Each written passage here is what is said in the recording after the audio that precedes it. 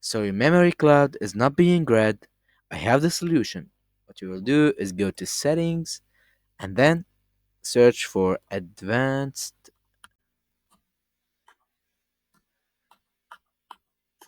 system settings. You're gonna click on it.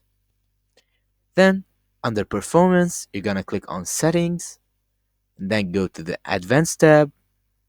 Then you're gonna click on change. After that, you're gonna deselect automatically manage, then click on custom size, and the initial size will be just as much as the recommended. So here it will be 4907. And the maximum size, it will be just as the recommended, but a little bit higher. So for example, I'll put it 5100. You're gonna click on OK and then restart your PC and it should be fixed. That was it for today, and I'll see you in another video. Stay tuned.